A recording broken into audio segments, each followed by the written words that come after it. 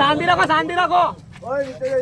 અમારી જે ઇન્ક્વાયરી ચાલુ છે અત્યારે પ્લાન્ટમાં ઉત્પાદન પ્રક્રિયા માટે આપણે મનાઈ ફરમાઈ દીધી છે. ઉત્પાદન પ્રક્રિયા નથી કરવાની જ્યાં સુધી અમારી ઇન્ક્વાયરી પૂરી ન થાય, જ્યાં સુધી બીજી કોઈ એમને સૂચના ન મળે ત્યાં સુધી આપણે પ્લાન્ટ અહીંયા આગળ ઉત્પાદન પ્રક્રિયા નહીં કરવા માટેની સૂચના આપી દીધી છે અને રાઇટિંગમાં પણ એ વસ્તુ આપી દીધી છે.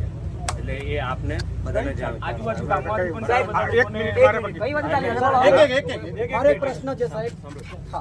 આજુબાજુના કામ માટે જે કંઈ પરિસ્થિતિ ઊભી થાય છે એની માટે જીપીસીબી જવાબદાર છે અને જીપીસીબી એના માટે જે એક્શન લેશે એ જીપીસીબી લેશે. મારે પ્લાન્ટ પ્રિમાઇસીસનું જે જોવાનું છે એટલે એની માટે મેં એ વસ્તુ કરી. જીપીસીબી વાળા જે સાહેબ છે આવ્યા છે સર બાજુ એ આવીને ગયા છે. હવે એમને શું નિર્ણય લીધો મારી એમની જોડે મુલાકાત નથી છે, બરાબર. એટલે એ આપ સાહેબ શ્રીને એક નમ્ર વિનંતી છે કે ટોટલી અહીંયાથી લોક મારવામાં આવે એટલે સંપૂર્ણ પ્લાન્ટ બંધ કરવામાં આવે, બરાબર. જો જીપીસીબીને વધુ પાવર ચાલુ છે શરૂઆતમાં સર, શરૂઆતમાં અત્યારથી તો પહેલા બંધ કરવામાં આવે. કામગીરીની અંદર ઇન્વેસ્ટિગેશનમાં જશે એટલે તો જવું પડશે ને.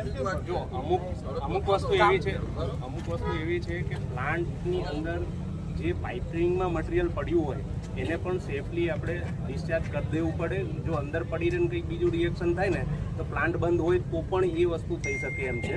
એટલે આપણે એને સેફલી બી રિમૂવ કરાવડાવવી પડે.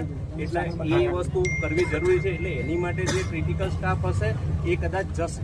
બાકી આપણે એને પ્રોડક્શન નહીં કરવાનું એ તો કહી જ દીધું. સમય કેટલો લે? પણ દરરોજ આજે 1 મહિનાથી 1 મિનિટ જો એની માટે 1 મહિનાથી છે ને તે લીકેજ તો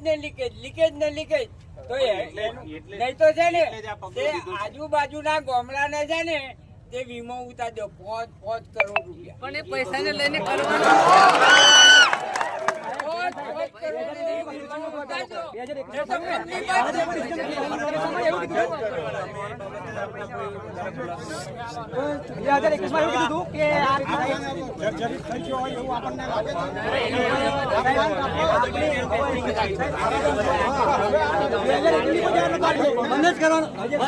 બંધ કરો એ જ હતું, બંધ થઈ ગઈ. સાહેબ બંધ કરો લોક મારો ગેસ પર આમાં મારો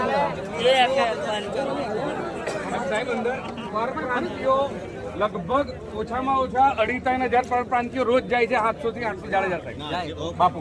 તો એ જે અંદરનો માલ છે એટલા સ્ટાફ પૂરતા જ એટલી એની રિક્વાયરમેન્ટ પૂરતા જ અંદર મામલતદાર સાહેબ જવાનું. કેમ કે આ તો રોજ થાય છે, બાકી કઈ જરૂર નથી. સાહેબ હમણાં 4 દાડા પહેલા ખતરનાક જણાવો કાલે થાય એટલે આ તો બંધ